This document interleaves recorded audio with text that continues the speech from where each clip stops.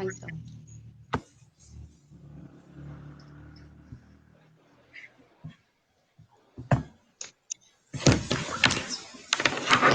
Hay ciertas pistas en la escena de un crimen que por su naturaleza nadie puede recoger o examinar. ¿Cómo se recoge el amor, la ira, el odio y el miedo? Son cosas que hay que saber buscar. Doctor James Reis. Excelente día a todas las personas que nos siguen vía remota a través de la presente transmisión por Facebook Live. Les saluda su servidor y amigo, el maestro Juan Miguel Álvarez Ramírez, coordinador de la licenciatura en Derecho de la Universidad Jicotepec. Hoy estamos muy contentos porque a pesar de las cuestiones adversas en el mundo, se sigue generando el conocimiento para adecuarnos a la nueva realidad requiere. De la misma manera, doy la más cordial bienvenida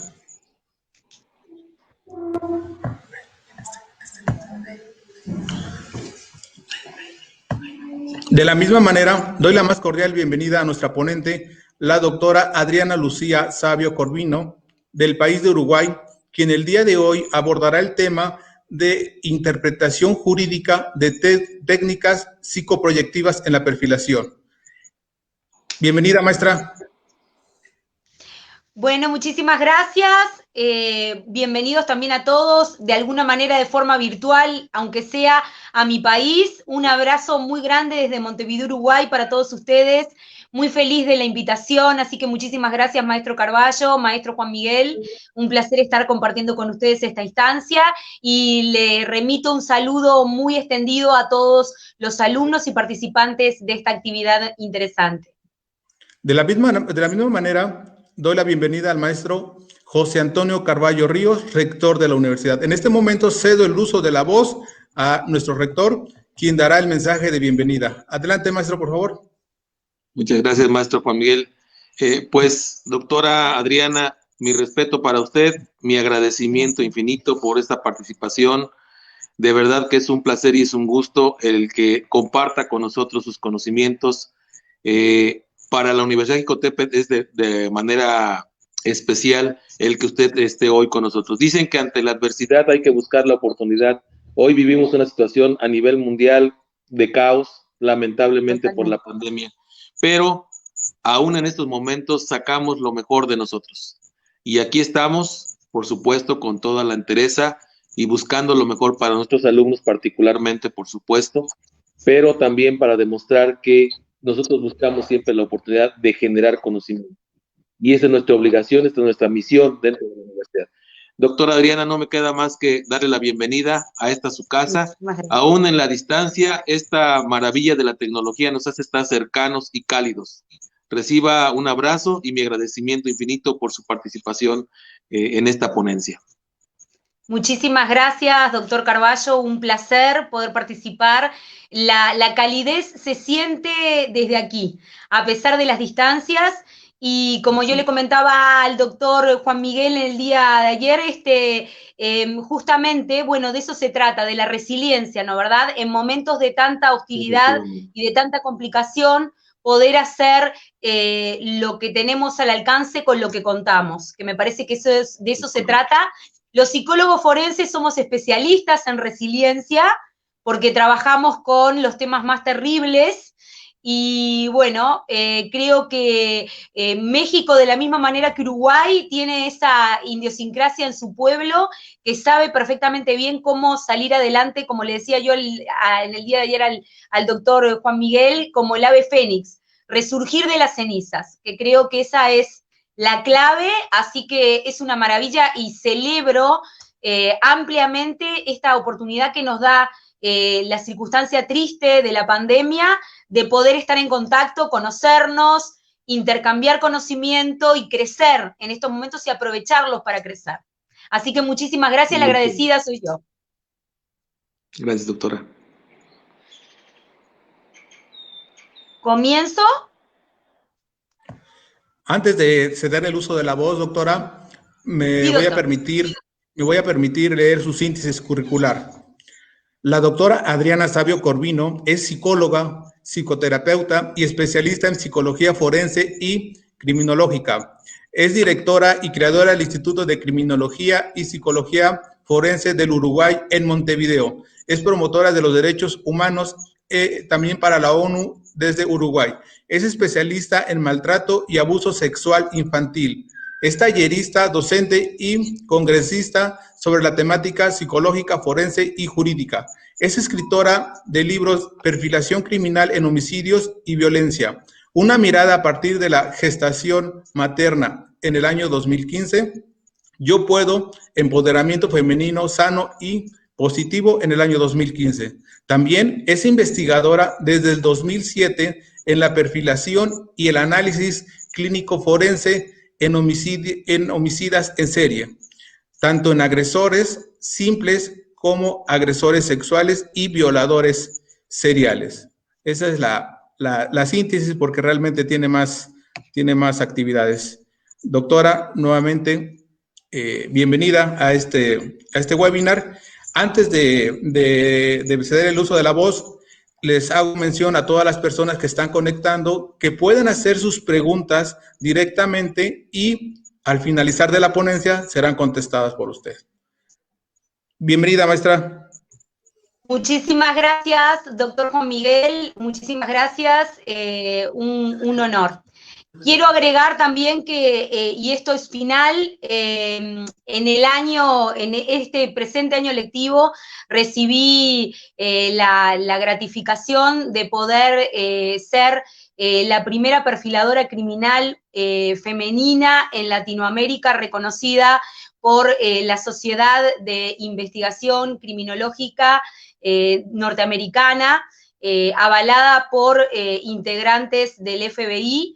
Así que, bueno, tengo mis debidas certificaciones que, por supuesto, después con muchísimo gusto se las puedo mostrar para que las puedan tener, como perfiladora calificada por mi trayectoria de aplicación de la perfilación criminal en todo este tipo de casos. Y como yo le decía en el día de ayer, primero, bueno, darle una bienvenida a todos aquellos que estén participando. Los invito a que participen en el chat, que me hagan preguntas y que esta ponencia sea lo más dinámica posible. Soy docente de formación, estoy muy acostumbrada a disertar y a dar conferencias, clases, cursos, así que la idea mía en esta instancia es que se puedan llevar información interesante que les pueda despertar la necesidad de poder después continuar investigando. Por otra parte, por supuesto, el saludo grandísimo, estoy muy feliz de estar en esta instancia y los invito a participar activamente en esta ponencia. A mí no me molesta, al contrario, cuanto más activo podamos hacer el intercambio, va a ser mucho mejor y puedo ponerme a disposición para responder todas las consultas que tengan al respecto.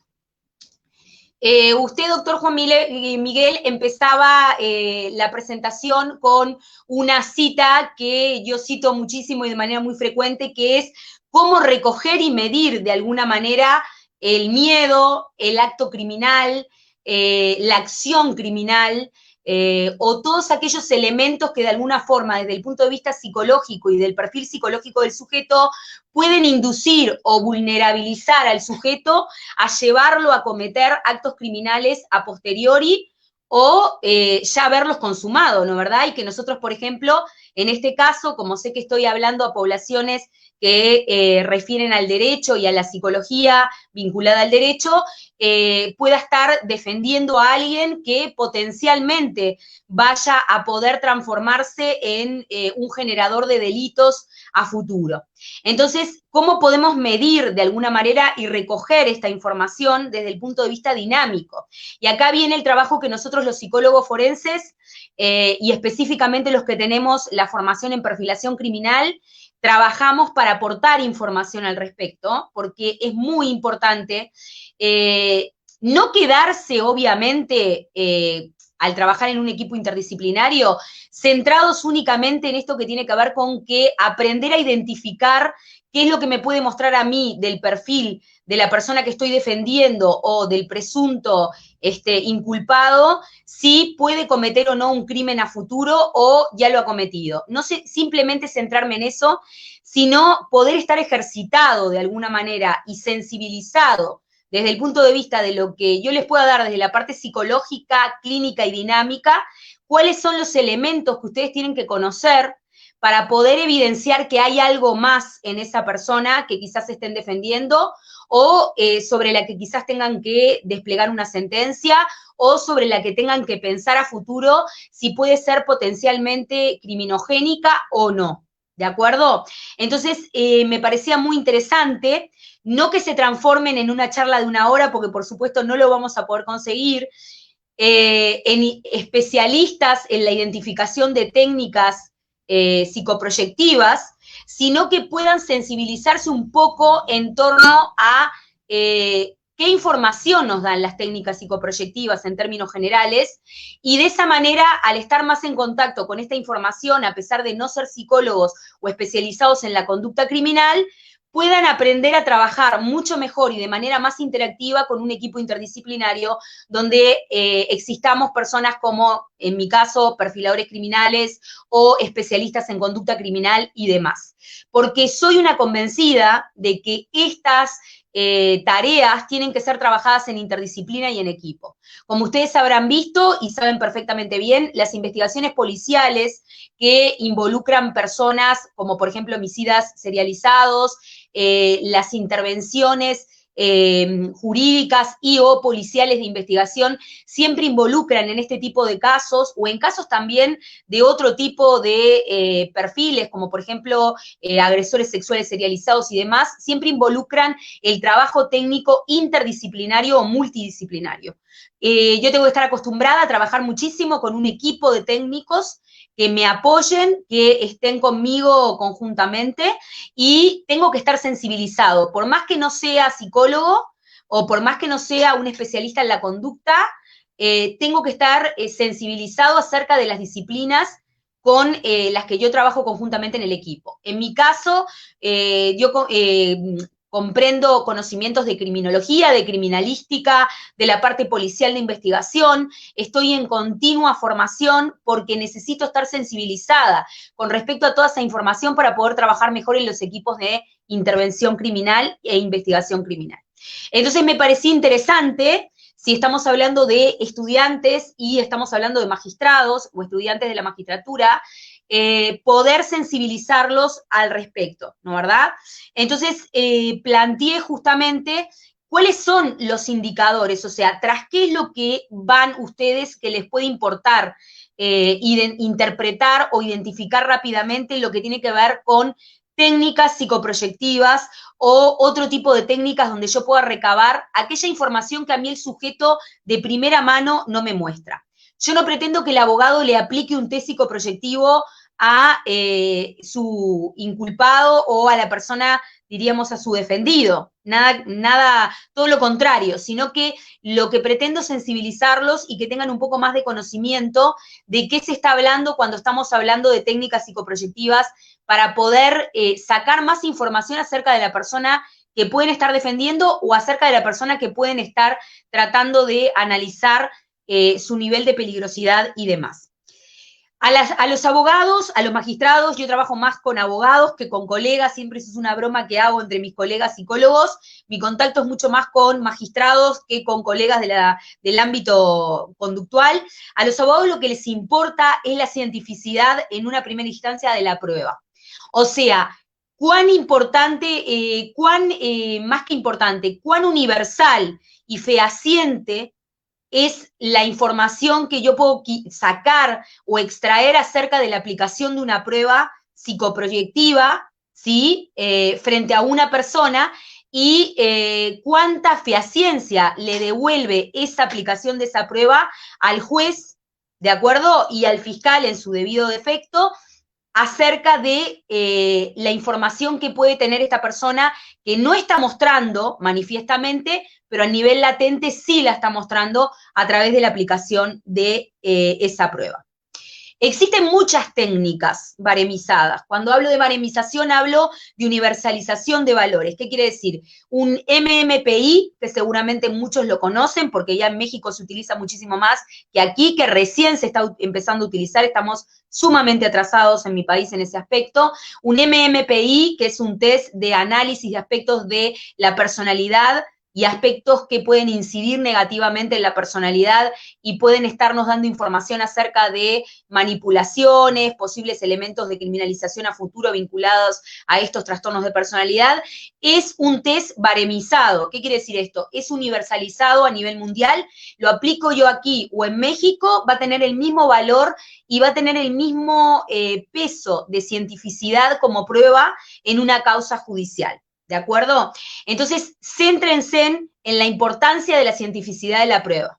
No es solamente que se aplique un test cualquiera o un psicoproyectivo cualquiera, como por ejemplo puede ser dibujo de figura humana, que es el Macover, así se llama técnicamente, o HTP, dibujo de casa, persona y árbol, y se lo aplique de cualquier manera. O sea, la aplicación tiene que ser debidamente hecha por un técnico especializado y a su vez ustedes, si están en la parte contraria, van a tener que cuestionar si esa aplicación, diríamos, está valorada, ¿sí? Y el test que se aplica tiene un valor universal o es un valor que solamente el técnico que lo aplica le da.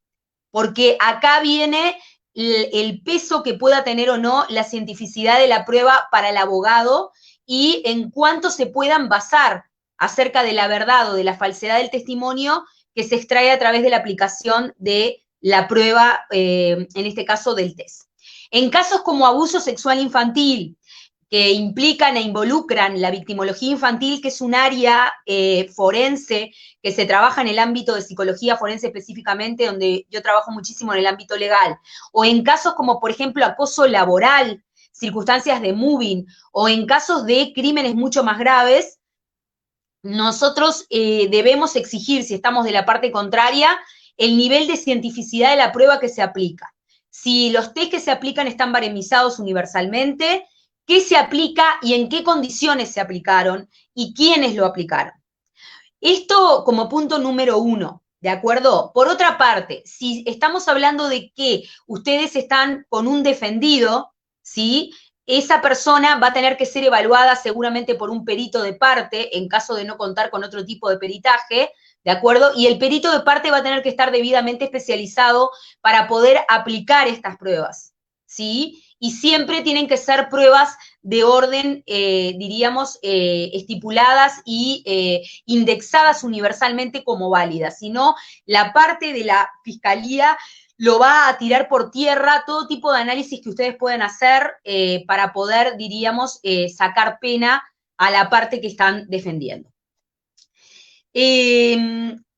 A ver, el análisis, a nosotros y a ustedes, desde la parte jurídica, lo que les interesa es poder conocer a rasgos generales y de manera muy, diríamos, genérica, determinados aspectos del perfil, ¿sí? De una persona.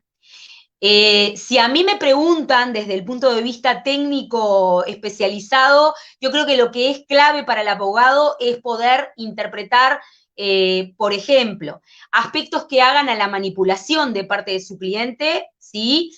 O de parte del inculpado en caso que estén en el lugar contrario, o sea, cuáles son los indicadores que me pueden estar marcando manipulación o manipulación compulsiva en la estructura de personalidad del sujeto. ¿Cuáles son los indicadores que me pueden estar marcando violencia encapsulada y o cristalizada bajo cualquier tipo de estructura, que puede ser visto eso en los psicográficos, ¿sí? Que se le apliquen o en los test estandarizados que emerjan, ¿sí? Y cuáles son los niveles, son 3 aspectos, y cuáles son los niveles de impulsividad que puede mostrar el sujeto en la aplicación de este tipo de pruebas. ¿Por qué estos 3 elementos? Porque estos 3 elementos son, diríamos, los 3 elementos más importantes, para llamarlo de alguna manera, a nivel casi, si se quiere, criminológico, que podríamos estar identificando, ¿sí? Como fundamentales, que a mí, como abogada, como magistrada, me daría mucha información acerca de cómo yo debo llevar o no la causa en la que estoy involucrado, sea de la parte de la que me encuentre. ¿De acuerdo? Estos 3 elementos son centrales. Impulsividad, violencia cristalizada, que aparece en los test psicoproyectivos, que hay que saber interpretarla, diríamos, si ustedes tienen que tener una sensibilidad para ver frente a qué se están encontrando, ¿sí? Y elementos de manipulación del testimonio, ¿sí? O, diríamos, todo lo que involucra, ¿sí? La manipulación, o sea, de la verdad, no verdad, a conciencia, porque ustedes lo saben bien y eso después lo van a ver con mi querido colega, el doctor David, Arturo. Todos los seres humanos, naturalmente, tenemos un nivel de mentira en el testimonio que lo desplegamos de manera constante durante todo el día, ¿de acuerdo? El problema aquí es que ustedes tienen que ser muy hábiles para poder estar sensibilizados y percibir, y después conjuntamente comunicárselo a un técnico especializado, si existen elementos voluntarios de parte del sujeto en ocultar la verdad que está expresando.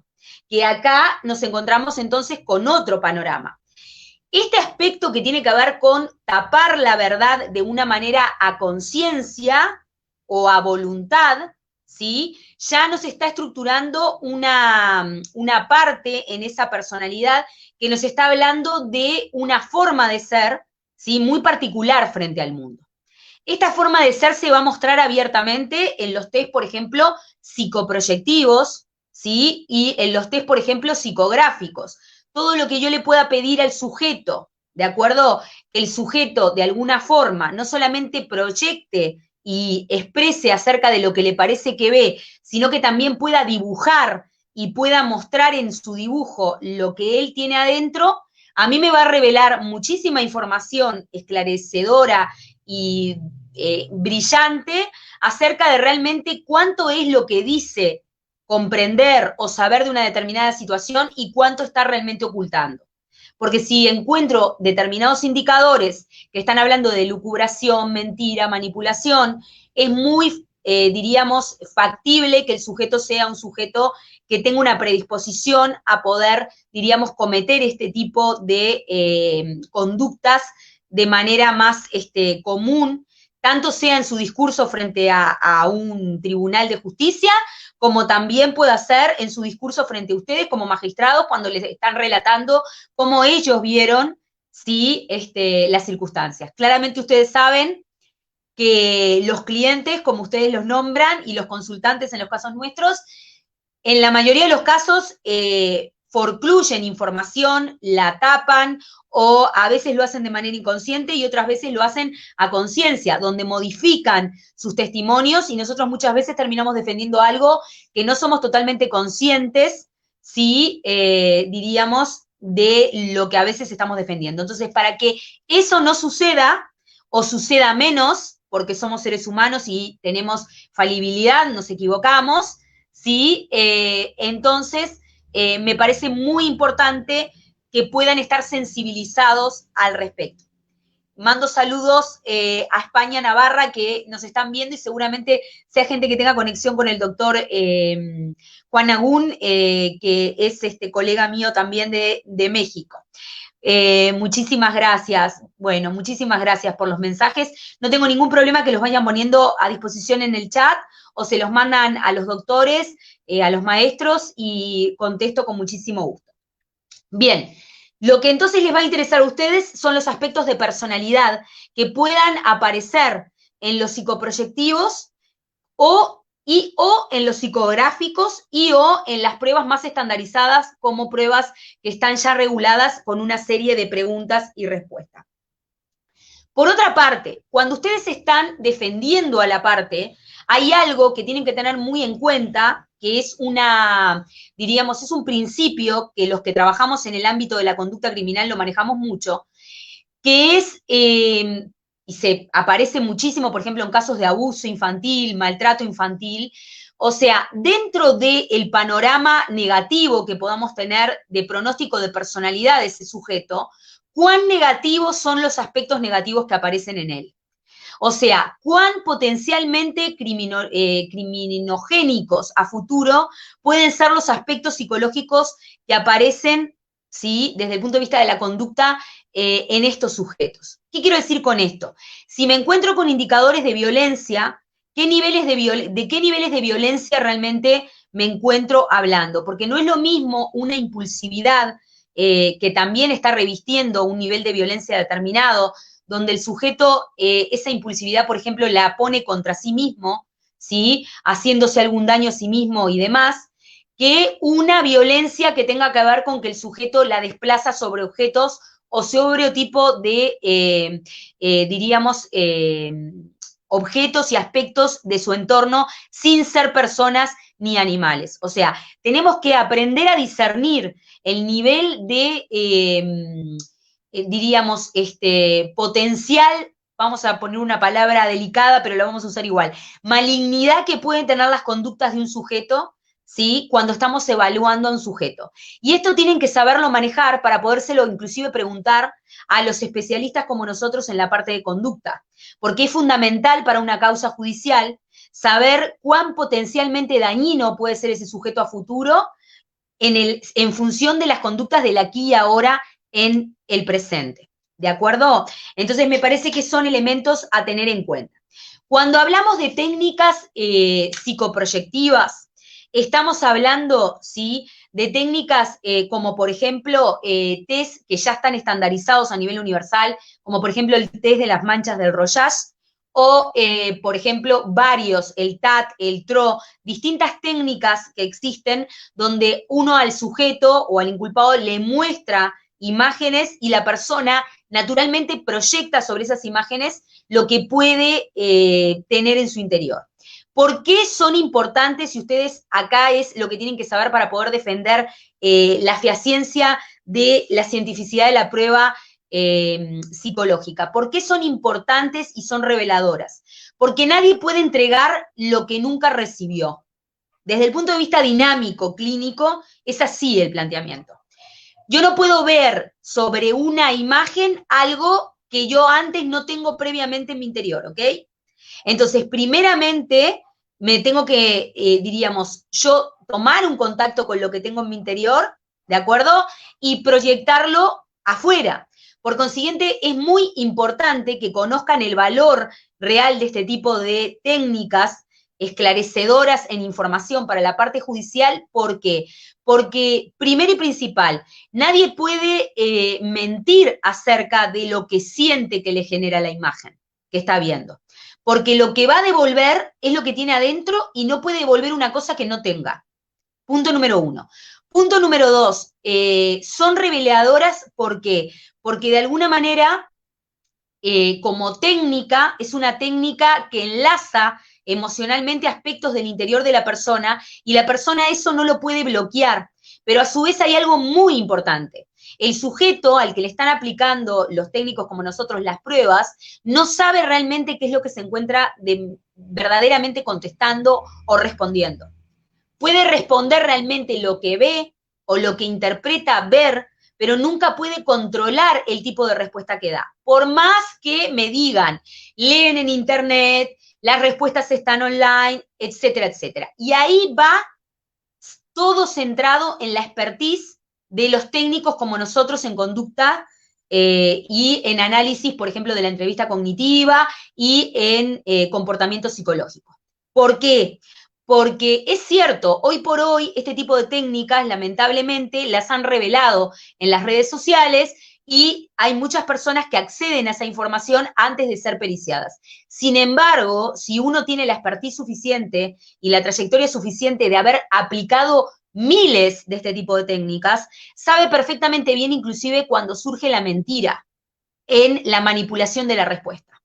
Entonces, no es tan simple que el sujeto pueda correr su cuerpo, ¿ok? O mover su cuerpo, ¿sí? De manera consciente, sin que nosotros nos demos cuenta. No somos infalibles, pero diríamos como que nos acercamos mucho más a la verdad si tenemos más expertise, ¿de acuerdo?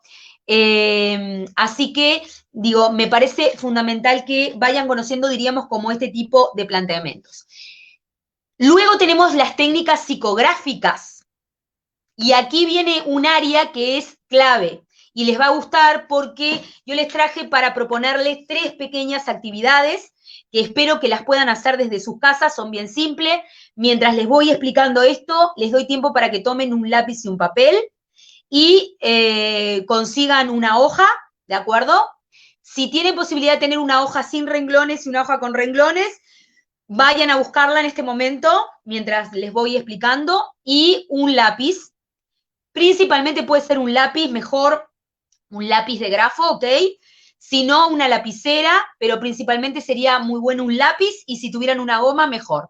Los que tienen hijos y sobrinos y o parientitos chiquitos, va a ser más fácil. Yo que trabajo con niños también, me es muy fácil esto porque siempre estoy con lápices de colores inclusive y demás. Entonces les voy a proponer a todos los que estén participando de esta charla y que me estén acompañando, que realicen este ejercicio, inclusive pueden ser los maestros también, si quieren participar, porque les voy a dejar como mensaje, a través de lo que ustedes produzcan, no les voy a pedir igual que me lo pasen para analizarlo, quédense tranquilos, ¿ok? Y eso no va a pasar. Risas generales, sé que están sucediendo en este momento.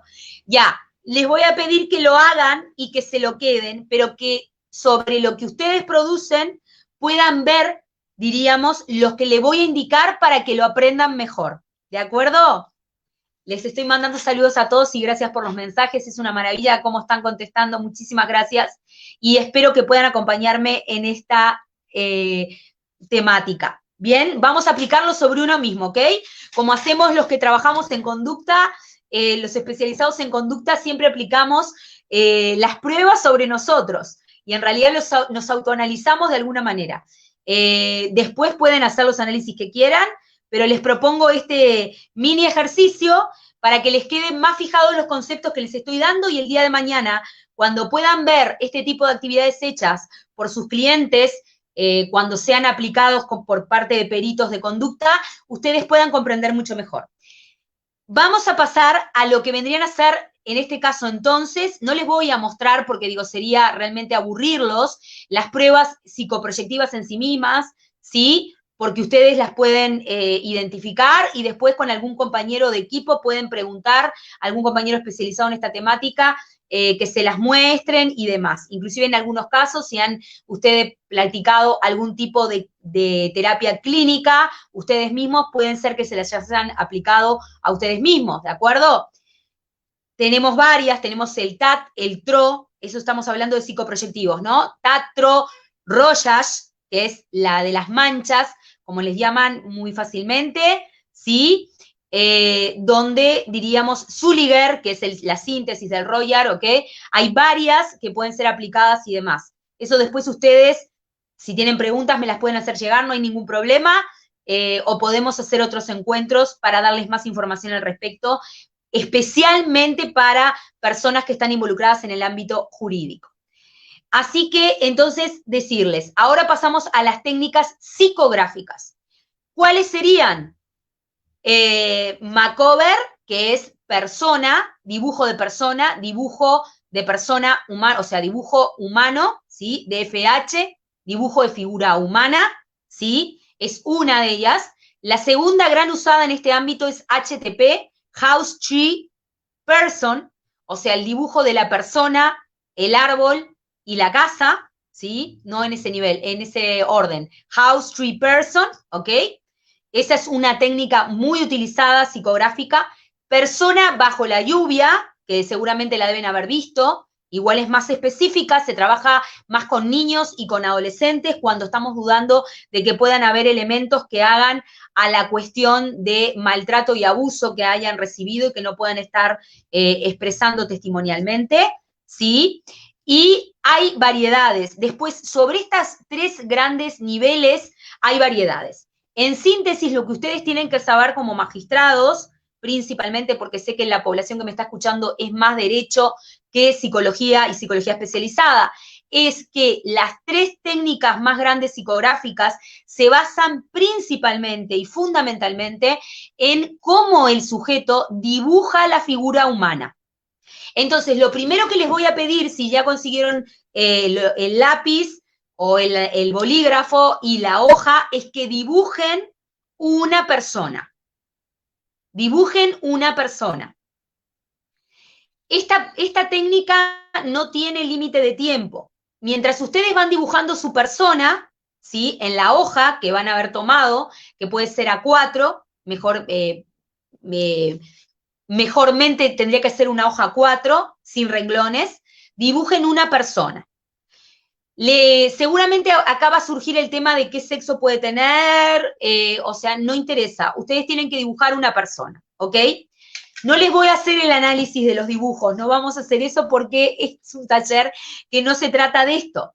Pero les voy contando mientras lo van haciendo que, diríamos, el dibujo que tiene que ver con cómo nosotros nos representamos a nosotros mismos, ¿sí? En el mundo, tiene que ver con cómo el sujeto interpreta el mundo que lo rodea, ¿sí? Entonces, ¿qué significa esto? Nosotros dibujamos como somos. Es tan simple como eso y complejo al mismo tiempo, ¿ok? Nadie puede dibujar algo, ¿sí?, que no puede reproducir porque no lo entiende. Desde que nosotros nacemos psicoevolutivamente, nuestra primera expresión frente al mundo es el dibujo. Los niños dibujan más frecuentemente que los adultos. Después lo vamos dejando, pero va a surgir un tercer puntal de interpretación que les voy a tratar de que me dé el tiempo para darle algunos indicadores, que es, diríamos, posteriormente a que dejamos atrás el dibujo, lo que sería el dibujo de la firma o la psicografología, que a través de la interpretación de la firma de las personas también se pueden ver indicadores de su personalidad e información importante para ustedes y sus defendidos, ¿sí? O de las personas en las que estén, diríamos, vinculadas a las causas en las que están vinculadas. Tengo un mensaje del doctor, a ver, no, perdón. Bien, listo, una interferencia, disculpen. ¿Vamos bien por aquí? O sea, espero que vayan bien. Van dibujando su figura humana, ¿sí? Bien. Cuando nosotros trabajamos en el ámbito, bien, me están preguntando cuando interpreta una prueba, ¿cómo evita la subjetividad? Bueno, quizás, gracias Jacob por la pregunta. Voy a hacer una respuesta y voy a continuar. Quizás lo que hay que, no sé si necesariamente hay que evitar la subjetividad. Yo lo que creo, pero esto, ojo, que lo estoy expresando desde mi expertise. Yo lo que creo que hay que, hay que darse el permiso desde la parte técnica de sentir realmente lo que el sujeto que estamos periciando nos hace sentir.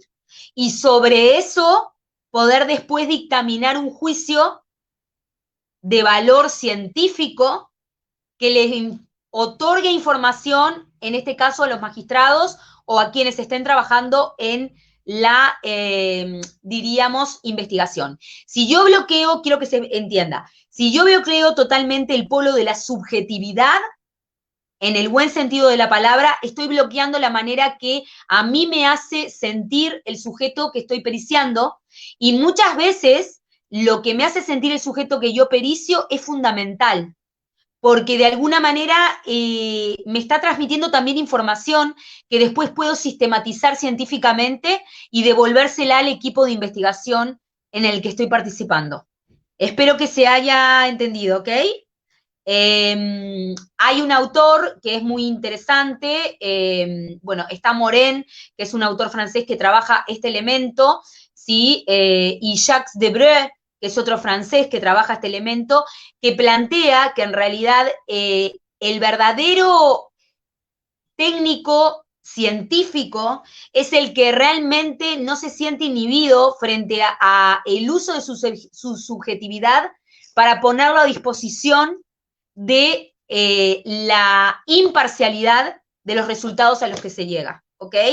Cuanto menos bloqueo mi subjetividad, ¿sí?, más controlo, de alguna forma, el hecho de poder equivocarme, porque quizás si yo estoy controlando muchísimo mi subjetividad, ahí es cuando me equivoque porque agregue más subjetividad de la que corresponde que agregue.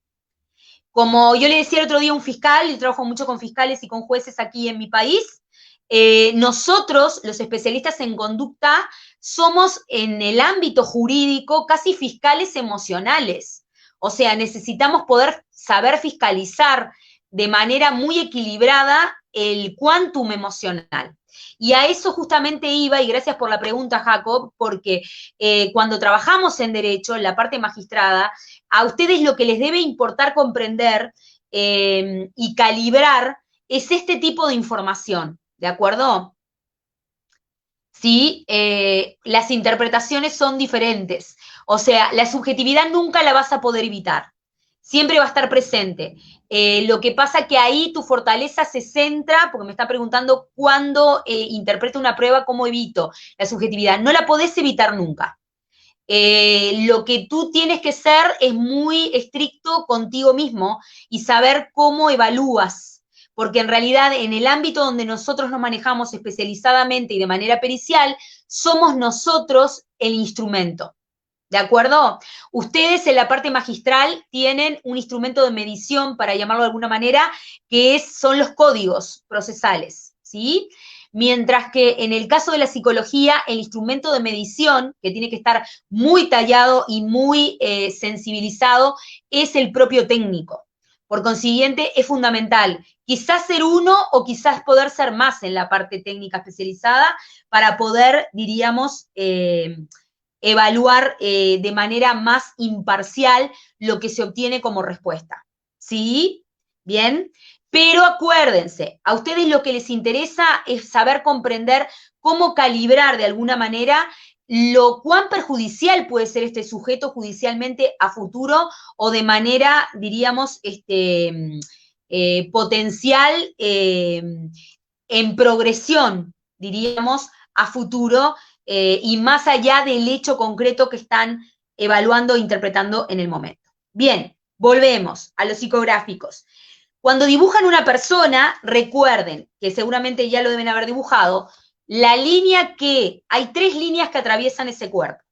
Como les decía, lo primero que el ser humano hace para expresarse frente al mundo es comenzar a dibujar desde niño, ¿ok? Después va a dejar de dibujar, pero va a seguir haciendo un dibujo que no lo va a dejar de realizar nunca hasta el último día de su vida, que es la rúbrica caligráfica, o la manera, diríamos, de firmar, ¿sí? O también la manera de escribir. Yo he estado en muchos casos judiciales donde se ha analizado psicográficamente, diríamos, la escritura, inclusive cuando hemos aplicado autopsias psicológicas de personas que no se estaba seguro si habían sido ultimadas en homicidios o se habían suicidado, ¿sí? Se hacían análisis de la caligrafía de las, diríamos, escrituras que hubieran realizado en el último tiempo a la fecha antes de, diríamos, su defunción. Entonces, este tipo de herramientas sí son válidas, pero vuelvo a repetir, es muy clave cómo se trabaja en articulación con el cuerpo judicial este tipo de información, de qué manera se presentan judicialmente. O sea, tiene que haber una estrategia procesal que a mí, desde el punto de vista técnico, me ampare para yo trabajar en un equipo y poder agregar correspondientemente esa información de manera articulada, exacta, para que sea beneficioso para la elucidación de la justicia en la causa y de la verdad en la causa.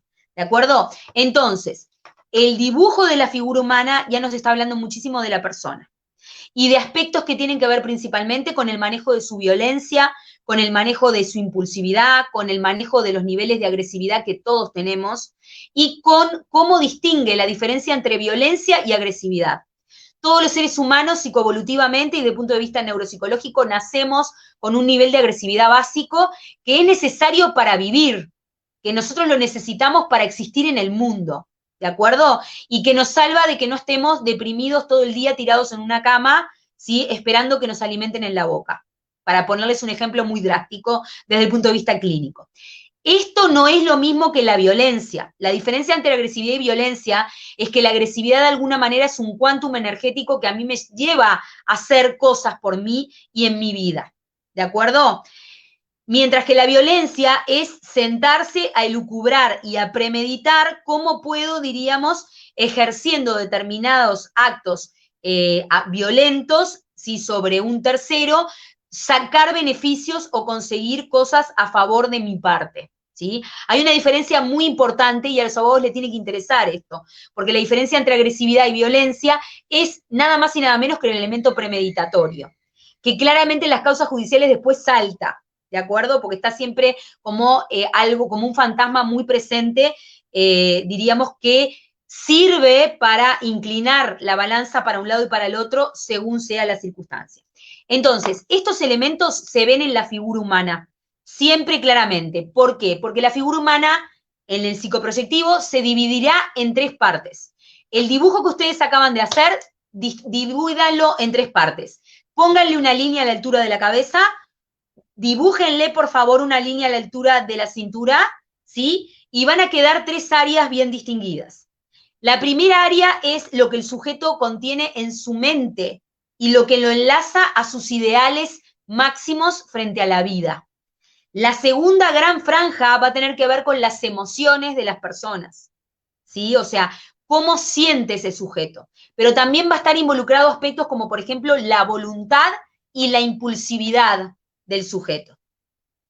Y la tercera gran franja va a tener que ver de la cintura para abajo con cómo maneja todos los aspectos que hacen a lo instintivo, ¿sí?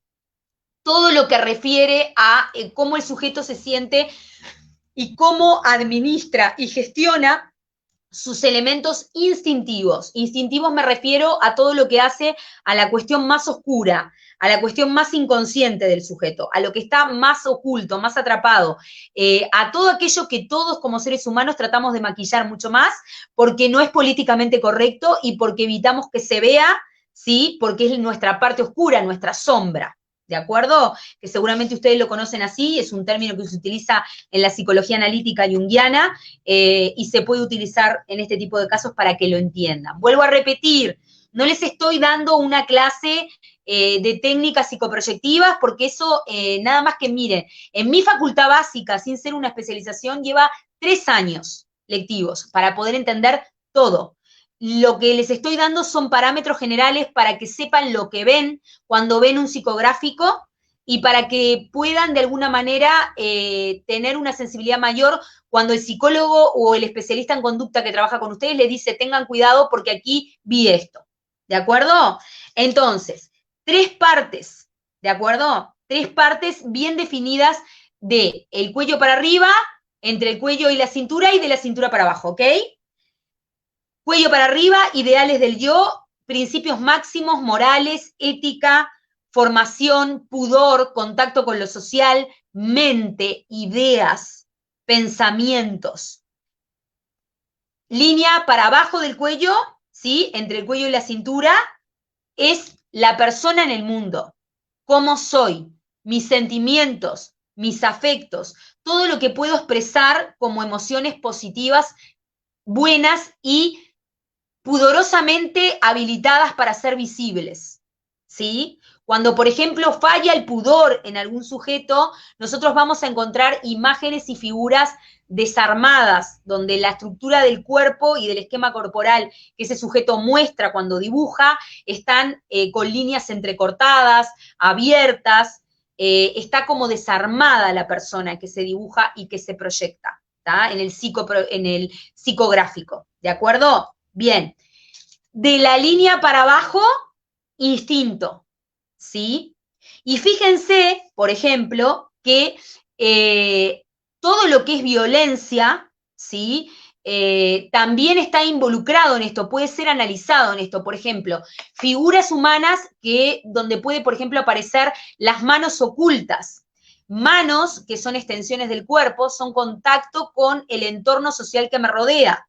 ¿Sí? La manera que yo tengo de contactarme también está hablando mucho de cómo yo soy como persona, de mi personalidad, de mi estructura de personalidad. Si voy a poner un ejemplo genérico, seguramente no fue el caso de ninguno de ustedes, porque es algo que se ve mucho en adolescentes. Si la persona, la figura humana se encuentra con las manos atrás, hay una predisposición al ocultamiento y a la elucubración, a esto de tapar lo que yo estoy pensando y lo que estoy sintiendo, ¿ok? Y tapar también la manera que tengo de relacionarme con el entorno. Miren esto, acuérdense que violencia también es mentir. La mentira es una expresión de la violencia.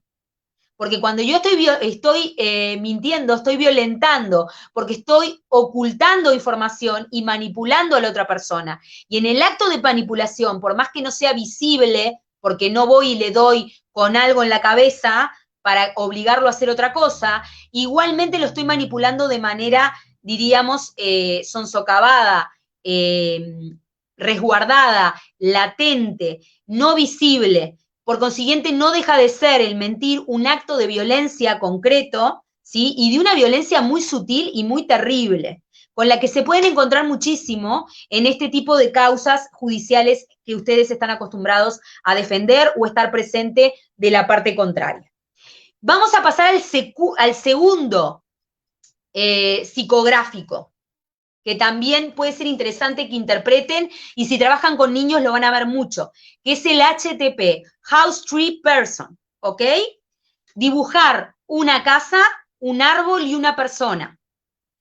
Cuando piensen en estos 3 gráficos que les van a hacer dibujar, si quieren pueden hacerlo a continuación, toman una hoja y dibujan una casa, un árbol y una persona, ¿sí?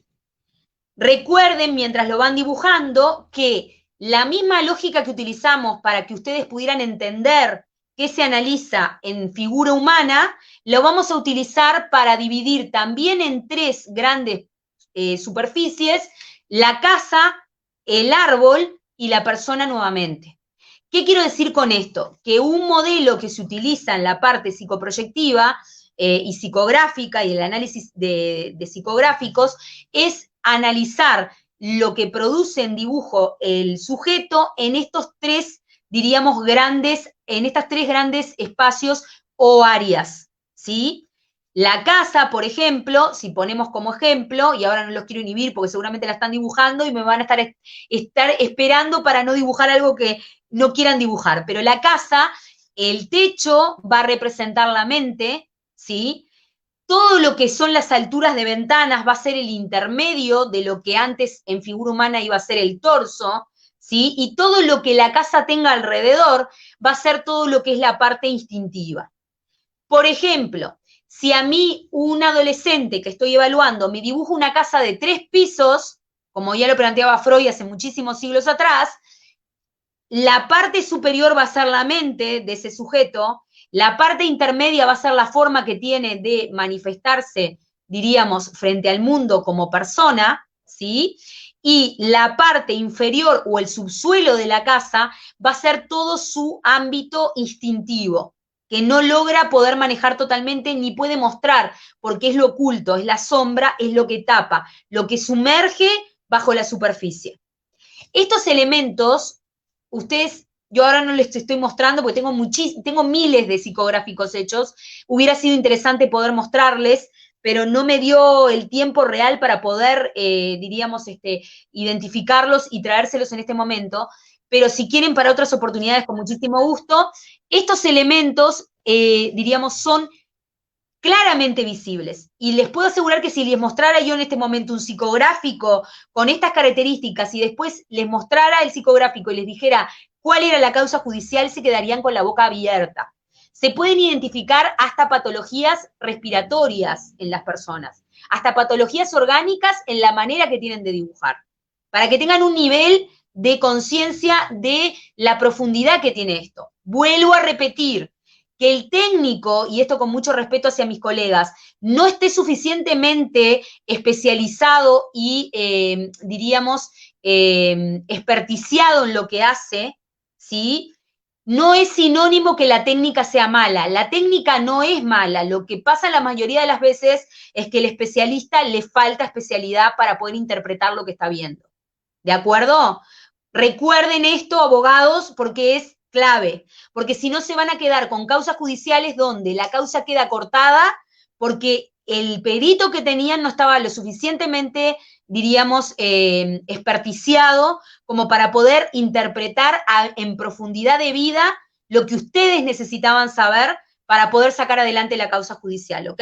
¿Se entendió? Bien. Estamos en la casa, dibujen la casa, el árbol y la persona.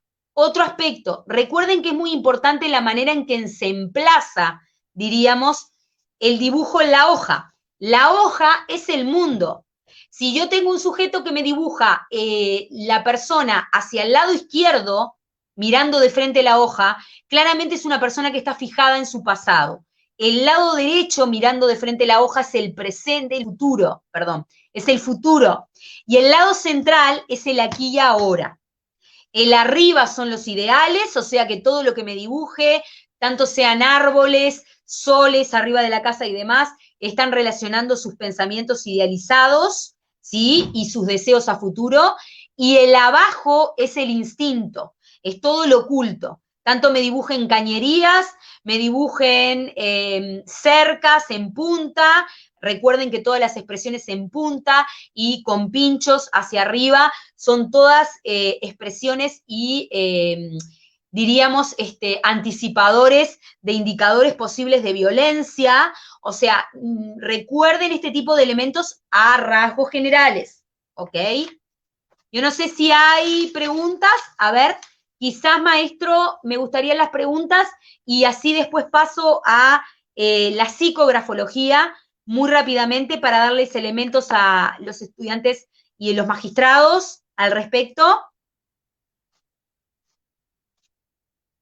No lo escucho. A ver. En este momento, con base al historial, solamente tenemos la que comentó Jacob para evitar la subjetividad. Pero se han asustado. Los asusté haciéndoles hacer el ejercicio. Ahora quedaron todos cohibidos. Nadie quiere preguntar. Sí. No se asusten, pregunten, porque cuando uno está aprendiendo, lo fundamental es preguntar. Yo tuve un maestro muy brillante, un académico grado 5 de psiquiatría clínica, que siempre nos decía, nunca se queden con las dudas. Las mejores preguntas son de las personas que menos conocimiento a veces tienen sobre lo que se está preguntando. O sea que realicen las preguntas, ¿sí? Nadie nació sabiendo. ¿Vieron cómo empezaron a aparecer preguntas? Bien. Tenemos la pregunta de Jania Telles. ¿En qué consiste el garabato de Winnicott? Bueno, el garabato de Winnicott, sé a qué se refiere. Lo que ella está hablando es, de la evolución, diríamos, psicográfica del dibujo en el ser humano, ¿sí? Nosotros tenemos una evolución. El niño al principio empieza haciendo garabatos, ¿sí? Lo que tiene que saber, no sé, esta participante, muchísimas gracias por la pregunta que nos has hecho, pero no sé de qué formación es, si ella está haciendo derecho o está haciendo la parte de psicología. Seguramente por la pregunta debe ser psicología. Lo que tienes que saber si estás en psicología es cierto que Winnicott identificó, Winnicott entre otros, porque Winnicott trabajaba como psicólogo infantil, pero se identificaron las evoluciones de la expresión psicográfica del dibujo del niño en periodos, o sea, en tiempos determinados. De 0 a 3 años puedo tener un tipo de expresión esperable, de 3 a 5 otro, etcétera.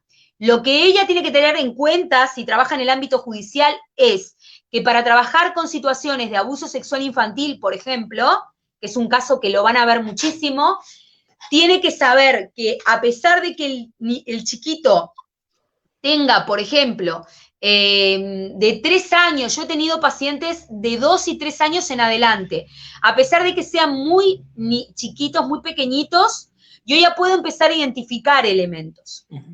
¿Qué quiero decir con esto? Y esto es clave y es muy importante la pregunta que ella hizo. Más allá de la evolución esperable que el gráfico pueda tener, que no te quedes con la idea de que porque es muy pequeño el niño no puede mostrar en la expresión gráfica lo que realmente le puedan estar haciendo, ¿ok? Yo no lo tengo aquí a mano, pero con mucho gusto se lo puedo pasar al maestro para que lo difunda entre ustedes. Tuve un caso de una niña de 3 años que estaba sufriendo abuso sexual infantil por parte de su hermano desde casi recién nacida. Y a los 4 nosotros la captamos y la periciamos y la niña con 4 años en su garabateo genérico, en una imagen expresó de manera exacta el episodio de abuso que se consumaba debajo de una mesa de la cocina con el hermano diariamente. Y de hecho la tuvimos periciando e interpretó y identificó en una entrevista filmada cuáles eran las partes de la imagen que mostraba. ¿Qué quiero decir con esto?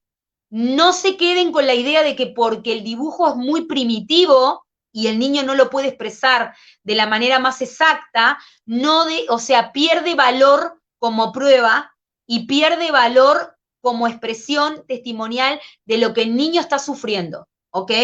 Son ustedes los que tienen que aprender a poder identificar lo que corresponde que se identifique en conjunción con lo que el niño expresa y con la causa que se está analizando, ¿sí? Espero haberle contestado a la alumna. David me pregunta cuál consideraría que es el método más fácil de identificar de los antes mencionados y cuál podría ser el más importante. Método, me imagino que de identificar aspectos que les importen a ustedes en la parte judicial. Yo creo que el más rápido es figura humana, que es el famoso test de Macover. Ustedes claramente como magistrados no van a aplicar el test de Macover, ¿de acuerdo? Pero sí pueden pedir que un psicodiagnosticador, como es el caso de los psicodiagnosticadores, yo tengo colegas que solo son psicodiagnosticadores, o un especialista como nosotros en conducta, ¿sí? O también hay especialistas posteriormente en entrevista cognitiva, puedan aplicar algún test de Macover, ¿sí? Y analizar aspectos que a ustedes les devuelvan información al respecto. ¿Qué significa, me dice Chelita, gracias por participar, qué significa si un niño le dicen dibuja un arma y te dibuja un lapicero? ¿Un lapicero a qué te refieres? ¿A donde ponen lápices? No entiendo bien eso. Si fuese un caso clínico, yo lo que te podría decir es que es una maravilla que le pidan que dibuje un arma y dibuja algo que escribe o que produce, ¿no? O sea, es como, estaría hablando de muchísima resiliencia de parte del niño. Igual tendríamos que saber cuáles son las características del niño y demás, ¿no? ¿Verdad? No sé, esta participante, qué formación, de dónde es, psicología o derecho. A ver, empezaron a aparecer las preguntas. Bien, en el análisis del ejercicio del HTP, podemos realizarlo analizado de qué lado está más cargada la imagen. Fuerza en la que se realiza el dibujo y cada una de las características emprende además. Es de gran utilidad para reconocer a la persona más a fondo. Claro que sí, porque claramente, y ahora iba al tema de la aprehensión del grafo en la hoja, gracias por el planteamiento, también lo vamos a poder ver en la firma del sujeto. Y la firma, quieran o no, es la expresión caligráfica, ¿sí? De una persona, es la rúbrica, y la rúbrica vendría a ser lo que para el niño era el dibujo, a través del cual se mostraba y se presentaba frente al mundo, la firma va a ser para el adulto, ¿de acuerdo? Bueno, el análisis, Irma, es muy certero. Yo lo que voy es, yo creo ciegamente en el análisis de este tipo de técnicas, pero ¿por qué? No porque trabaje al respecto, sino porque en realidad si están bien analizadas, y ahí va en responsabilidad nuestra de ser nosotros los que estemos supraformados y sensibilizados al respecto, la técnica puede devolver muchísima información, y muchísima información enriquecedora para el abogado, para poder trabajar en la causa. Sí, me están preguntando que vuelva a explicar el emplazamiento. Mira, si nosotros, les voy a mostrar una hoja en blanco. Tenemos la presentación de una hoja, ¿de acuerdo? ¿Sí? Y lo hacemos dibujar al sujeto sobre esta imagen, ¿sí? Que vendría a ser el mundo. La hoja siempre se pone en formato vertical.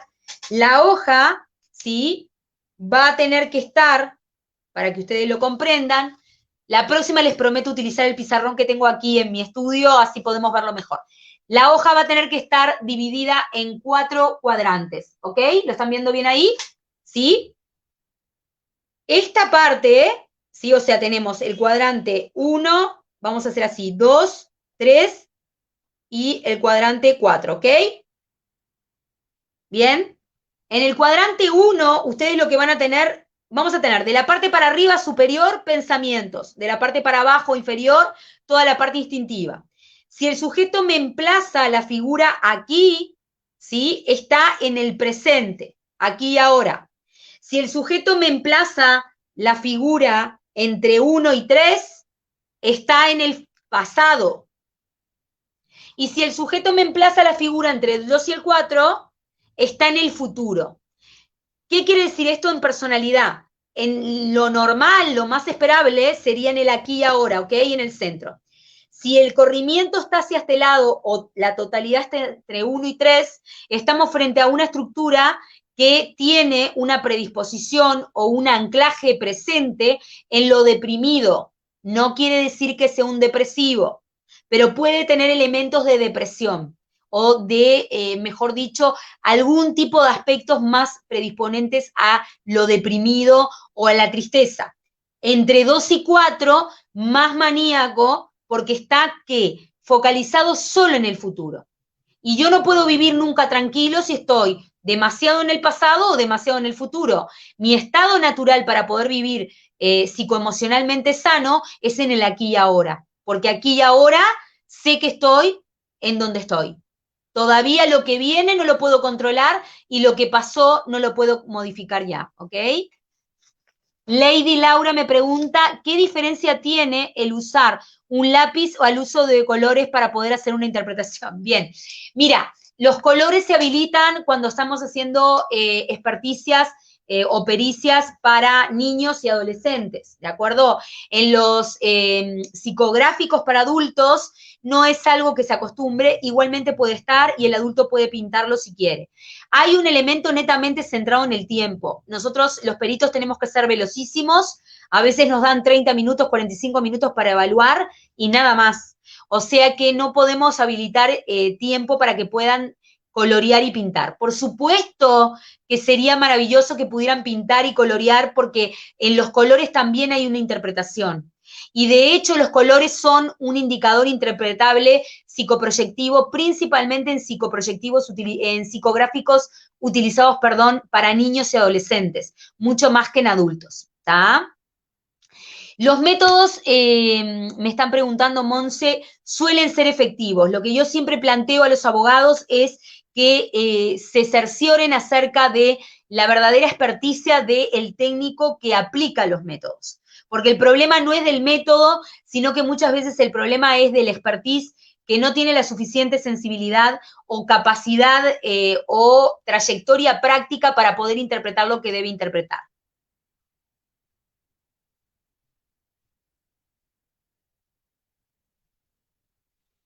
Ah, bien, Cherita, sí, me imaginé. Mira, me hace acordar el planteamiento que me hace la compañera de que le pidieron que dibujara un arma y el niño dibujó un lapicero con un lápiz, o sea, en su mente si eso representa un arma. Bueno, me hace acordar muchísimo el planteamiento que me está haciendo la participante a una imagen que vi que era un arma de la que me pasó con un periciado, o sea, un adolescente que en realidad lo que hizo fue dibujar un arma, pero del arma no salían balas, sino que salían palabras y flores.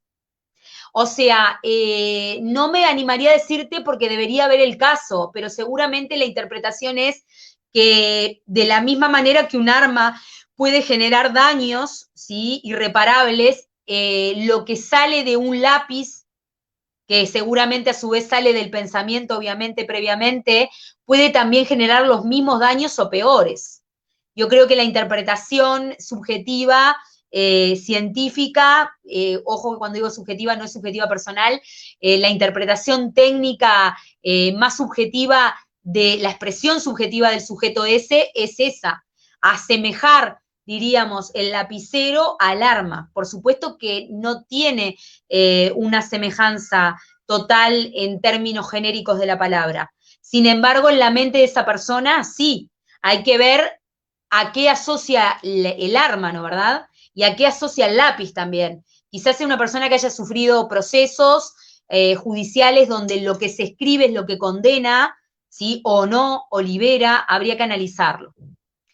Bien, Sara me dice, en los casos de los niños con capacidades diferentes, ¿se evalúan de la misma manera que a los niños con... Bueno, aquí Sara, bueno, mira, una semana estuve en un caso muy complejo, que hacía nada más y nada menos que 5 años los abogados lo tenían totalmente bloqueado porque no habían llamado todavía a un técnico como nosotros en la parte de conducta, y el niño se planteaba que era un niño que estaba sufriendo manipulación por parte del padre, que aparentemente se lo inculpaba de un abuso frente a él, y teníamos un escenario donde la mamá era muy manipuladora y se termina identificando que había un Munchausen por poderes, o sea, un síndrome donde las madres terminan hasta enfermando y haciéndole creer al niño que está enfermo de algo para poder quitarlo de su actividad social y evitar que su padre, que está separado, lo vea, ¿no verdad?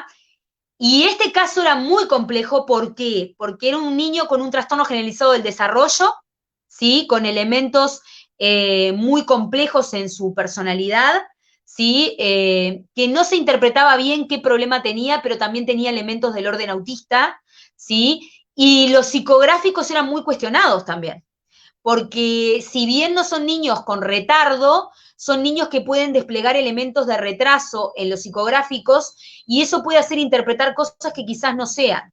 De todas maneras, te aseguro que igualmente, por más que tengan patologías del orden evolutivo, si hay indicadores de abuso sexual y demás, esos van a ser evidenciados de todas formas a través del psicográfico. Bueno, Ledna me pregunta cómo me doy cuenta de que un niño está siendo violentado. Hay muchas maneras, y hay un psicográfico que yo no trabajo con ustedes en esta instancia por un tema de tiempo, que es el Persona bajo la lluvia, que también tiene indicadores muy enriquecedores acerca del tema de cómo el sujeto está viviendo el hecho de ser violentado por aspectos externos. Lo que les quiero transmitir a los abogados y a los magistrados que trabajan en el ámbito forense es lo siguiente. En el caso de victimología infantil, que incluye también adolescentes, cuando no hay violencias raras, complejas, cuando no hay circunstancias difíciles desde el punto de vista violento, como ser abusos, maltratos importantes y demás, los indicadores extravagantes en los psicográficos no aparecen. ¿Qué quiero decir con esto? Que los dibujos extraños, pero que llaman realmente la atención, o muy extraños, responden siempre a la vivencia de una situación de violencia, de la característica que sea. Eso no lo duden. Cuando ustedes lo identifiquen, traten de comunicarse de manera inmediata con el técnico especializado en la parte de conducta, porque claramente ahí hay algo que la persona está expresando y está manifestando, ¿ok? Entonces,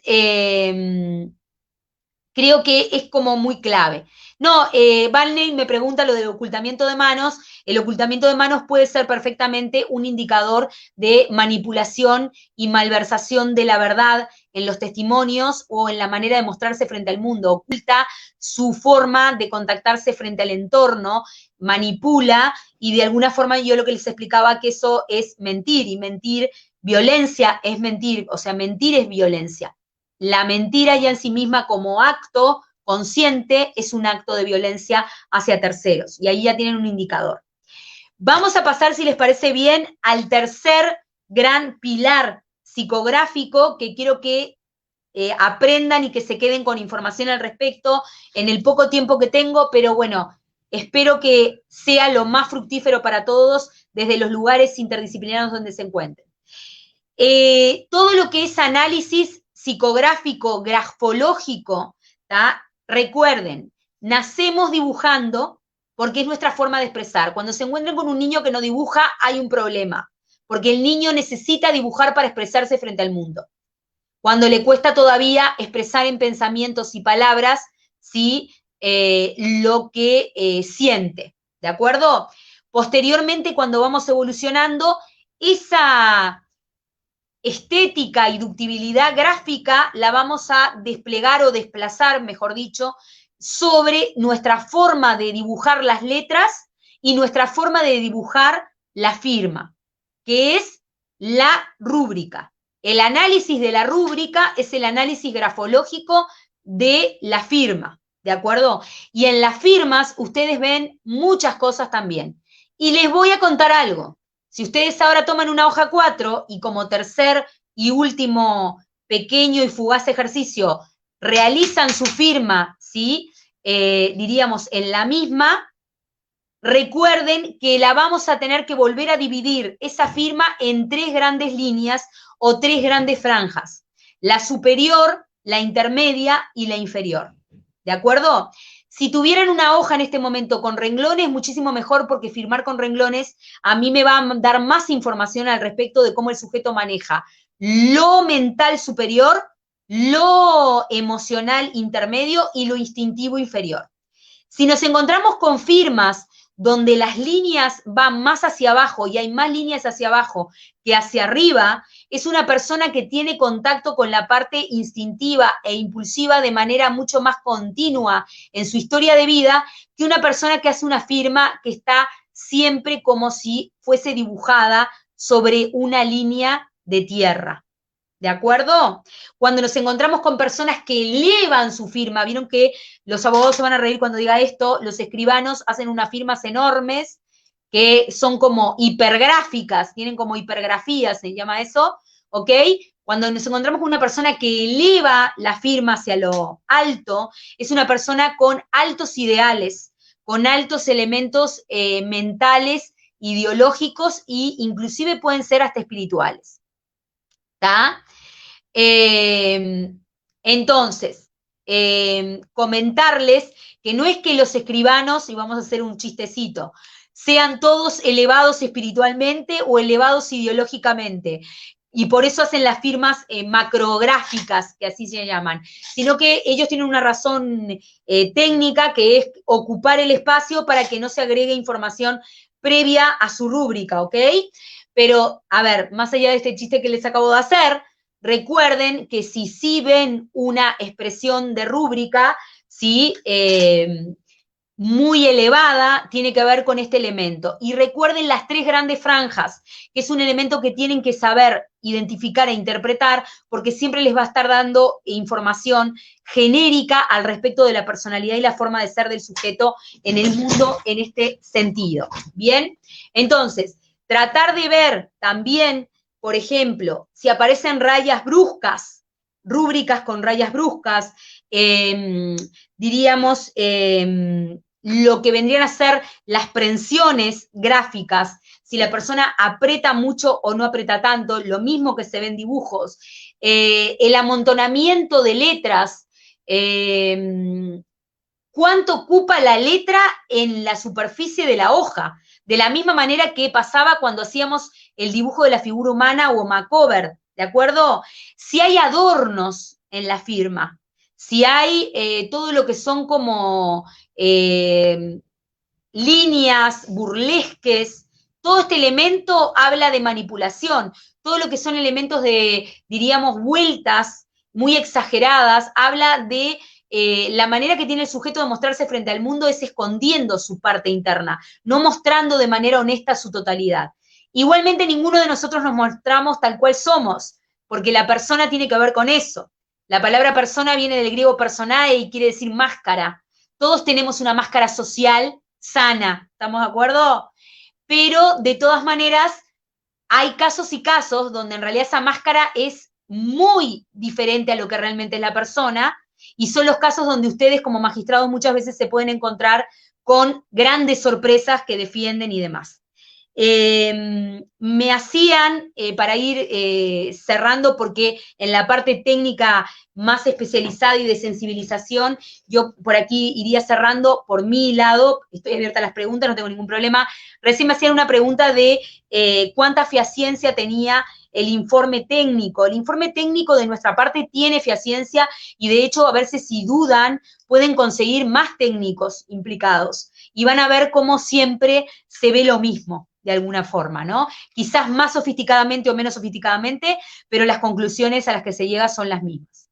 Me pregunta Robert, ¿cuáles son los factores con mayor influencia, los cuales llevan al individuo a delinquir? ¿Los endógenos, es decir, con los que nacen, o los factores exógenos?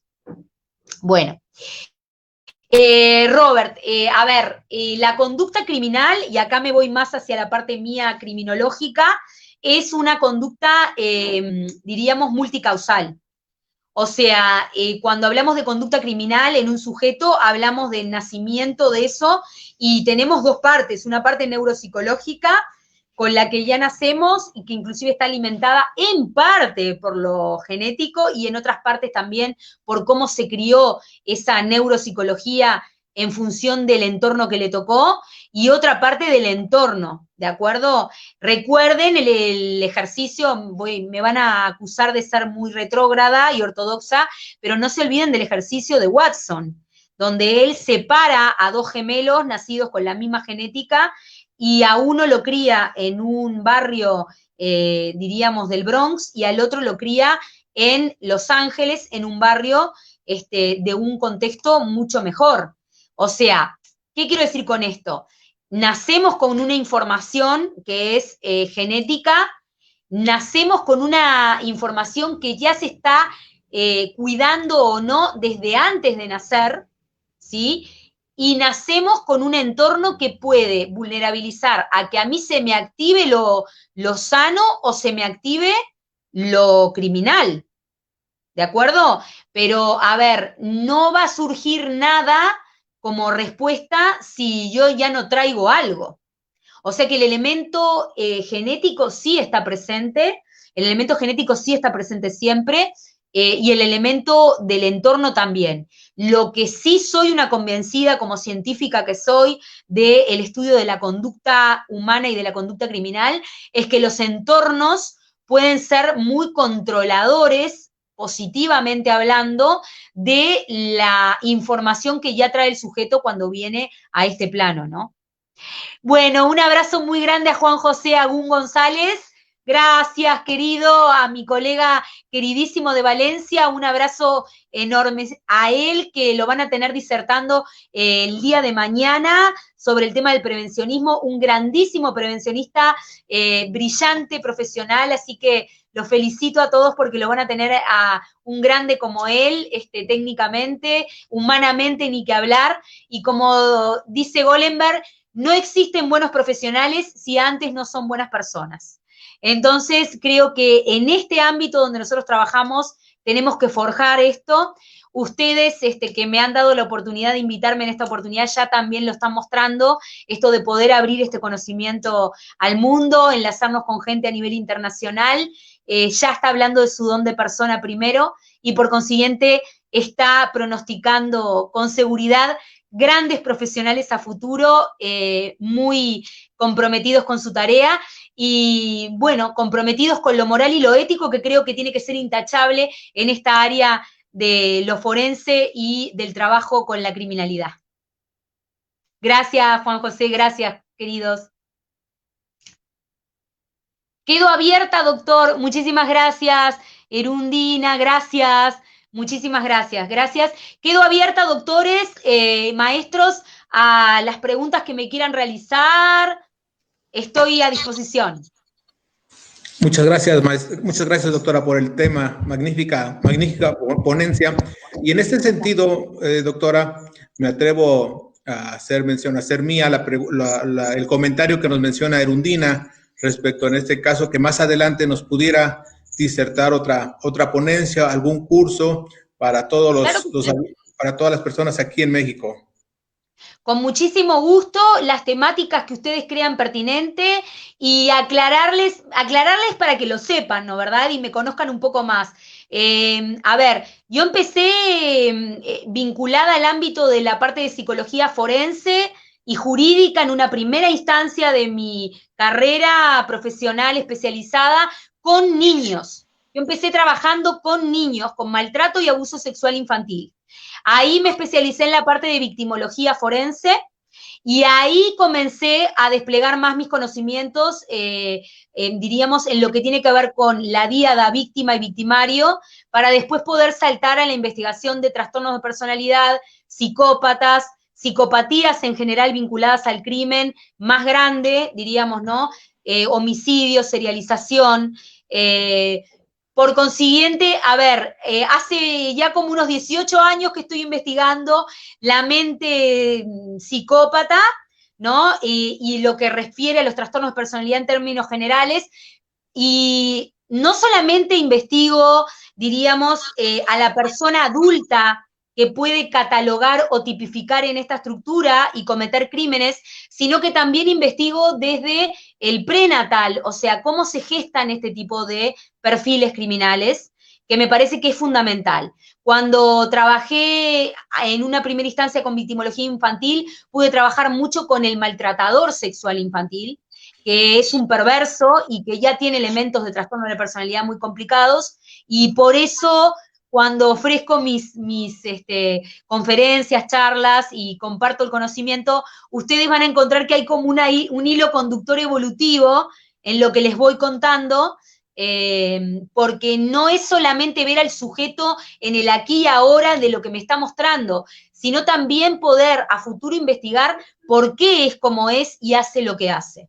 Que me parece que aquí es el elemento criminogénico o criminológico, como quieran llamarlo, más enriquecedor y que más información le puede dar a, diríamos, el magistrado o el que está trabajando en el ámbito de derecho.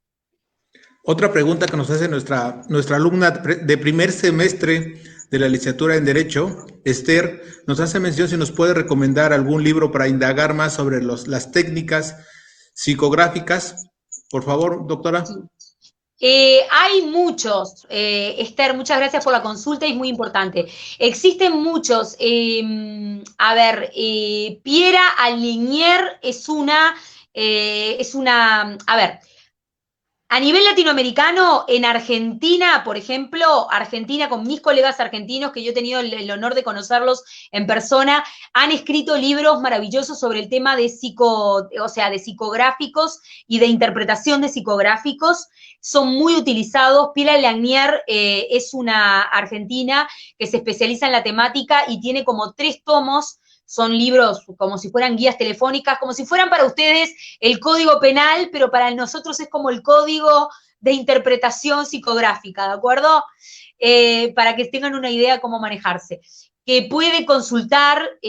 También después existen bibliografías muy interesantes, diríamos, en la parte especializada de abuso infantil.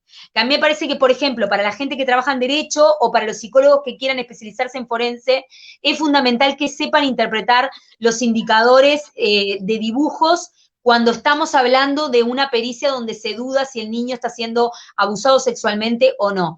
Existe bibliografía específica y también existe bibliografía específica sobre las edades, porque algo que asusta mucho a los técnicos, sean del área que sean en la parte forense, es tomar casos donde el niño es muy pequeño, ¿de acuerdo? Y no puede declarar todavía. Entonces es muy delicada nuestra tarea de interpretación psicográfica, porque muchas veces es la única prueba de cientificidad fehaciente que cuenta el abogado para poder responder, diríamos, desde la parte de la víctima, ¿no, verdad? Pero lo que puedo hacer, si a ustedes les parecen maestros, es pasarles bibliografía, después por escrito, porque existe muchísima. De hecho, a mí me han pedido que realice un libro sobre todo lo recabado hasta el día de hoy, principalmente en victimología infantil, porque es como lo más delicado, diríamos, para poder trabajar en la temática, ¿no, verdad? Y lo más pesado legalmente también, donde uno, desde la parte magisterial, no se puede equivocar ni permitirse una equivocación, porque significa el sufrimiento de por vida de un menor, ¿no? De un niño. Gracias, doctora. Tenemos otro comentario del maestro Jorge Raúl, docente del área de Derecho y del Bachillerato General Jicotepec, y nos hace mención, doctora, excelentes aportaciones por su parte, gran conocimiento compartido, y asimismo gracias a la Universidad de Jicotepec por este interés para el desarrollo con cada uno de sus alumnos. Esta es una de las preguntas, es un comentario que nos hace llegar este maestro. Y vaya. Muchísimas gracias. Muchísimas gracias. Estoy más que a las órdenes. Soy una convencida de que lo que nos libera es el conocimiento.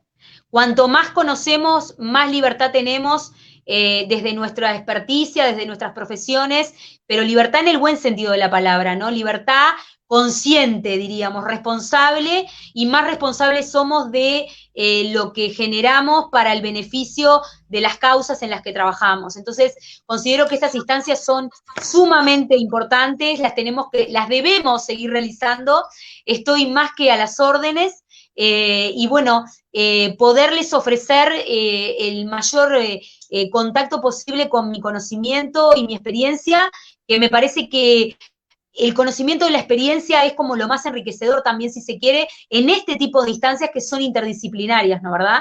Porque si yo los convoco y los tengo una hora hablando de tecnicismos psicológicos o de interpretaciones psicoanalíticas, primero que me van a odiar, pero segundo que no van a querer saber más nada con la parte pericial psicológica, y creo que no, como siempre le digo a todos mis colegas queridos a nivel internacional, mi caso por lo menos, creo que la mayoría de mis colegas también, si trabajamos desde lo que es el aporte del conocimiento de la conducta del ser humano, es para aportar a las causas judiciales y policiales en las que se investigue y que se esté analizando, no para agregar elementos de complicación a los integrantes del equipo de investigación. Nosotros tenemos que ser desde nuestro rol conscientes de eso, ¿no verdad? Entonces, por eso me parecía importante darle la caja de herramientas también a, ¿por qué no?, los magistrados, los futuros magistrados que tengan una sensibilidad mayor y que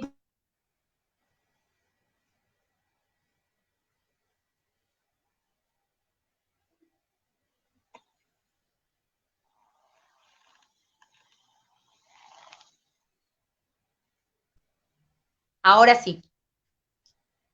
Los volví a ver, se me fue la imagen. Ok. Nuevamente, muchas gracias, maestra. Muchas gracias. En la plática previa al inicio de su ponencia, el rector le hacía la invitación, en este caso, cuando visitara México, pues visitara este hermoso lugar de la Sierra Norte de Jicotepec de Juárez. Seguridad que voy a ir, pero la próxima vez que visite, si Dios quiere, que esperemos que sea lo más pronto posible, voy a tener que ir por lo menos como 15 días, porque tengo mucha gente. Tengo muchos lugares donde tengo que cumplir estar. Pero no, va a ser un placer. Igual no va a ser un sacrificio para nada, todo lo contrario, todo lo contrario. La primera vez que fui, no, era difícil volverse. Eso es lo complicado, regresar. Las puertas de esta casa de estudios están abiertas. Cedo el uso de la voz al maestro Antonio, quien dará el mensaje de despedida. Adelante, maestro, por favor. Muchas gracias, doctora Adriana. Pues he estado pendiente en toda la ponencia, la verdad no me la perdí, me interesó mucho el tema, el desarrollo, no le miento, mire, he hecho mis dibujos hizo los en casa. Deberes, muy bien, como me dicen mis cosas, hizo los deberes. Así es, ya se los mandaré para que haga usted la interpretación. Acá en vivo. Hice hasta mi firma. ¡Ay, qué bien! Hice hasta mi firma. Ya le mandaré para que me haga usted el análisis de mis dibujos. Gusto. Si estuviera es el mejor ejemplo, sí. Es el mejor ejemplo que usted como rector se preste al conocimiento y a la transposición didáctica práctica, que muestre que no hay que tener miedo de hacer y conocer. He estado complacido con toda la ponencia, doctora. Si estuviera en Uruguay, le diría, sos grande. Muchas gracias. No, aquí le digo desde tanto. México. Muchas gracias. No, sí, por supuesto. Me queda claro que ha quedado manifiesto el pleno dominio del tema. Sé que usted sigue trabajando sobre eso y yo nunca se termina de aprender. La conducta humana siempre va a ser todo un misterio y bueno, tendremos que escudriñarla para poder tomar las decisiones en la parte que nos corresponda, sea en la psicología, sea en el derecho. Es muy importante. Yo le agradezco, doctora, de verdad, infinitamente su participación. La agradecida soy yo, y recordarle que, bueno, muchísimas gracias por sus palabras. Inspirarse es bueno, pero inspirar a otros es maravilloso. Yo siempre cuando decidí tomar este camino, porque soy docente de alma, de profesión, tengo la docencia en filosofía aquí en mi país y he dado clase también a alumnos en educación secundaria, tomé el compromiso de poder inspirar a otros en las ganas de poder conocer la verdad. Y creo que eso es lo que hay que mantener siempre. Y de hecho, y le voy a platicar esto y le voy a regalar este dato que les va a gustar a usted y a todos los que nos están escuchando, conjuntamente con el maestro Juan Miguel. Hay una figura que es originaria de su bellísimo México, que es la doctora Freshi Otrowski, que seguramente la puede conocer la gente que trabaja más en el ámbito forense. Ella trabaja en el Departamento de Conducta Criminal de la UNAM, que para mí fue siempre mi gran admiración cuando comencé todo esto, y al día de hoy me ha pasado que pasaron los años. Yo he tenido contacto con ella, ahora la próxima vez que vaya a México voy a tener que ir a visitarla porque inclusive ella me habló, ella estuvo en el caso de la Mataviejitas de Juana Barraza, donde trabajó el FBI y estuvo muy involucrado en todo el tema de la investigación, es neuropsicóloga y es psicóloga especialista como yo, y fue muy cómico, porque le platico esto porque les va a gustar saberlo, que hace un tiempo atrás, un año aproximadamente, tuve un grupo en México también donde estaba impartiendo clases y sin decir nada, una alumna me dice, y doctora, dice, usted me hace acordar mucho a la doctora de aquí, Freshi Otrowski, es igual de aspecto. Y le digo, bueno, me identifiqué tanto con su labor que terminé quedando parecida a ella en todo, desde el punto de vista físico. Así que bueno, transmitirles que una de mis inspiradoras en la parte de formación y lo que es compromiso con el análisis de estas conductas y la investigación al respecto en la parte criminológica y forense ha sido ella, y es una persona nada más y nada menos que perteneciente al hermosísimo México. Así que está todo dicho. Estoy seguro que será la primera de muchas, doctora. Y estamos, Muchas cuando gracias. venga a México, estamos a 2 horas 30 minutos de la Ciudad de México. Perfecto. Y es muy cerca, la verdad, y nos dará mucho gusto recibirla, doctora, con mucho Y gusto. yo paseo mucho, cuando voy a México paseaba mucho y mi colega David me rezongaba porque me decía, tú no puedes estar después de las 7 de la tarde por la calle sola. Yo paseaba sola y me tomaba los buses y, o sea, no, dice, tú eres güera, dice, no puedes estar sola en la calle después de las 7 de la tarde. Y bueno, a lo último me asustó, pero yo le dije, no me importa, porque me has asustado al final, yo ya he paseado, he conocido todo. Así que voy a visitarlos con muchísimo placer. Claro que sí, doctora. Será bienvenida. Muchísimas muy amable, gracias muy igualmente a ustedes. Nuevamente es un gusto haber coincidido, doctora. Ojalá, nuevamente reitero, a nombre de los alumnos profesionistas que estuvieron viendo esa transmisión, pues vaya, les hacemos nuevamente la cordial invitación para que el día de mañana, igual vamos a tener otro webinar con el maestro Juan José Agún González desde Valencia, España. Y en este que caso van a aprender muchísimo porque Juan José somos parecidos, somos muy didácticos y abrimos el conocimiento para que todos se entiendan. Enhorabuena, doctora. Muchas gracias. Y en este caso, antes de dar por terminada la sesión, a ver si nos pudiera regalar un mensaje para todos los estudiantes y todos los profesionistas de aquí de México. Por favor, doctora. Mensaje final mío, no escuché bien. Ok. Bueno, que muchísimas gracias por haber participado. Qué suerte que se animaron a hablar al final, pero me hicieron preguntas muy interesantes. Y bueno, los esperamos para próximos encuentros. Estoy totalmente abierta a las propuestas de poder llevar adelante formaciones especializadas al respecto. Hay muchísimo más para seguir aprendiendo, para seguir formándose, para seguir sensibilizándose. El camino de lo que tiene que ver con el ámbito forense y criminológico es fascinante, pero es un mundo donde tenemos que estar muy preparados y todo el tiempo, como me pasa a mí, en formación continua, constante, con distintas áreas, no solamente con la expertise que yo desarrollo específicamente, sino con las áreas hermanas que trabajan conmigo, aprender a trabajar en interdisciplina. Para eso tenemos que estar muy sensibilizados y muy formados. Así que los esperamos para próximos encuentros. Quedo a disposición de los maestros, del señor rector, y para las formaciones que sean necesarias realizar para cada vez estar más formados y más fuertes para poder dar respuestas más equilibradas y más coherentes y en eje con respecto a la justicia en las causas judiciales correspondientes. Nuevamente, muchas gracias. Acabamos de escuchar que la luz siempre sea la más fuerte que la oscuridad, que siempre preserve y perdure por encima de todo la iluminación, y eso es producto de que la causa sea realmente justa como corresponda que sea. Para eso todos tenemos que formarnos y bregar por poder aprender para poder llegar a esos resultados.